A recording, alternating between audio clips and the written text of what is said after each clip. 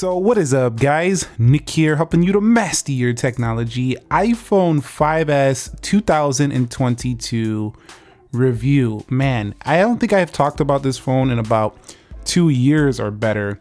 Currently, the price for the iPhone 5S is $20 to $50. At once, this phone was $700. And the reason I wanted to cover this is because I was actually getting a few iPhones prepared for an upcoming video, and I seen this one chilling right there in my drawer, and I was like, I'm gonna update this to this latest version. And the last update it actually got was iOS 12.5.5. So it's no longer supported to this day, but man, does it feel amazing to hold the 4-inch iPhone right now. Like, it just feels so comfortable.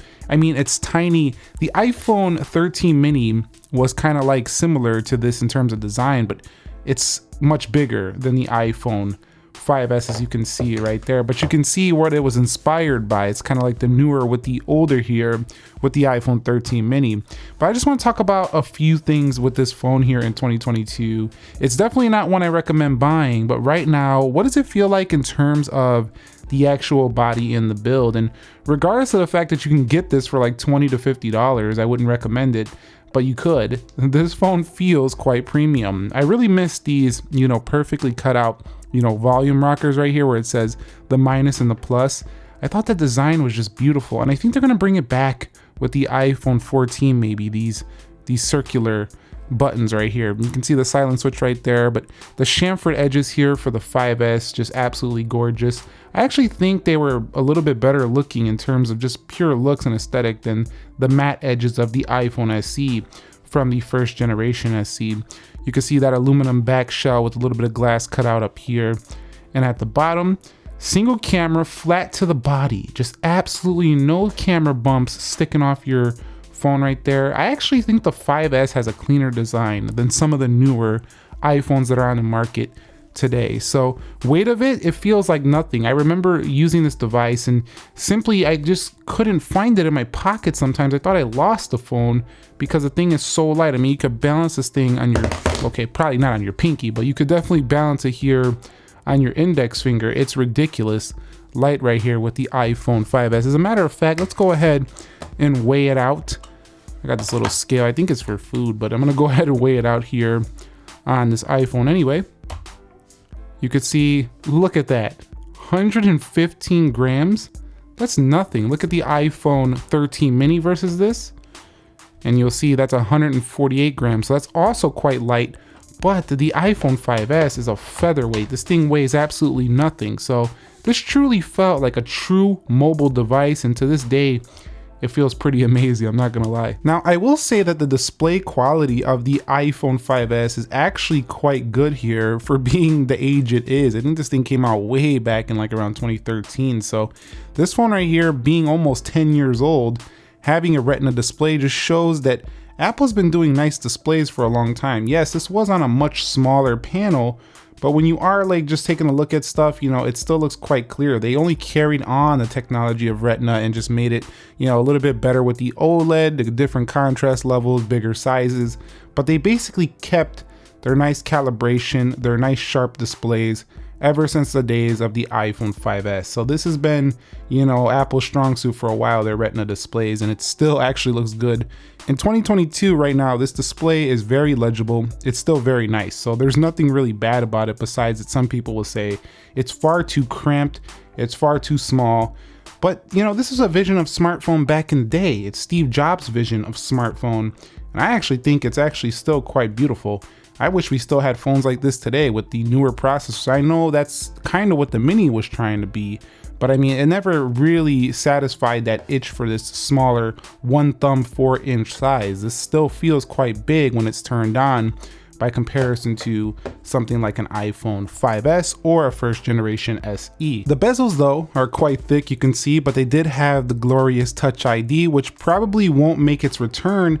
And I also like how the power button was at the top on this phone. It's just such a different feel from the newer phone. So you can see the iPhone 13 mini, I just turned this thing on right here, and this display just absolutely feels massive. There's just like, it just doesn't feel anything like the iPhone 5S besides the squared edges and a little bit of a smaller build. But I just don't like the overall, you know, big screen. Like, it's just still too big. Like, this is a one-handed phone right here. Anybody can feel comfortable navigating these sizes. Do you miss these sizes devices, these 4-inch panels? Let me know if you missed this and you would love to see these again. I highly doubt you'll ever see these again, but definitely beautiful. Now, when it comes to software, you can tell that definitely we don't have, you know, much to speak of. There's no widgets on here, but these were simpler times for Apple and the iPhone experience. You just had your control center, you had your grid of icons, you can go ahead and move them around, you could remove them, stuff like that. You could change your wallpaper, you had settings, and that's about it. You had your features and settings, and pretty simple times for this iPhone 5S right here. Nothing really major with the software, it's just simple iOS on board here. So definitely I'd say a very older like experience, but I kind of miss these simpler times as well. I feel like the iPhone's getting a little bit more complex with app library, widgets, stuff like that. I mean, it requires videos sometimes to help people learn exactly how to use everything. So definitely iPhone got more complex. It was much simpler during these times. Now, when it comes to performance, I will say the iPhone 5S doesn't perform bad. Like, it's not great, of course, with this 1 GB of RAM. You know, you're not going to be loading 1,000 apps at once.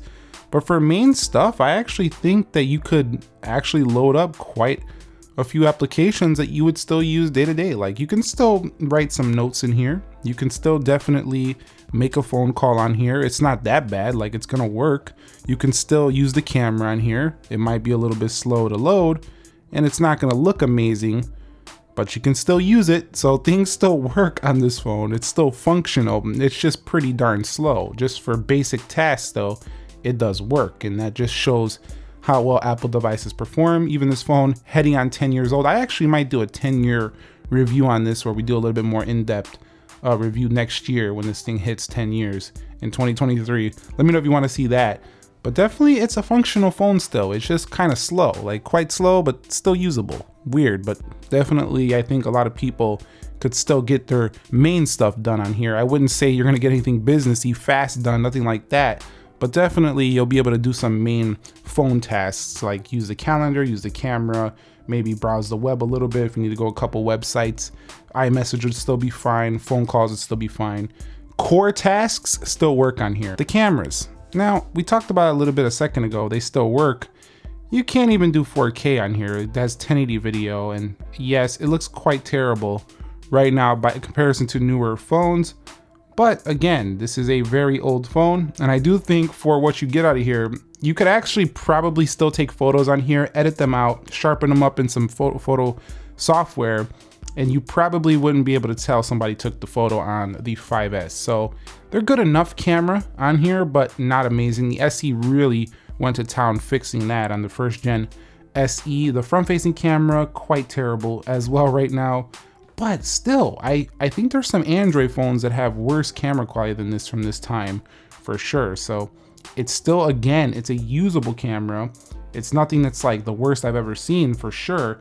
And being as old as it is, this phone still has usable stuff. Like some of this front-facing camera is probably as good as some of the front-facing cameras on the Macs these days, that are the Mac devices, like the Mac computers, that are just not giving you great webcam. So it could still be used as something like that, like a quick video call machine, something like that. It still worked pretty decent. And in 2022, the battery life for the iPhone 5S, man, we don't even have you can't even press down on this to go into the shortcuts.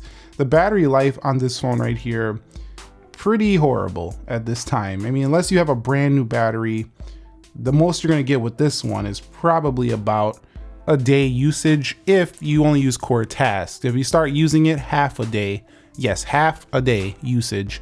Good thing about it though is because the battery is so small on the iPhone 5S, like it's under 2000 milliamp, this thing charges pretty fast. Even though it has a smaller charging capacity, you could charge it up pretty quickly because it doesn't have a massive battery to charge. The iPhone 13 mini's battery is almost double the size of the iPhone 5S, so definitely a small battery, charges pretty quickly even though it doesn't support fast charging. The audio performance was quite horrible from the bottom firing speakers. Apple really improved their stereo sound over the years, And stuff like the iPhone 13 mini these days definitely performs quite a bit better on the stereo sound. However, there's no headphone jack anymore these days, and you can see right here, the headphone jack allows you for both stereo sound and a headphone jack.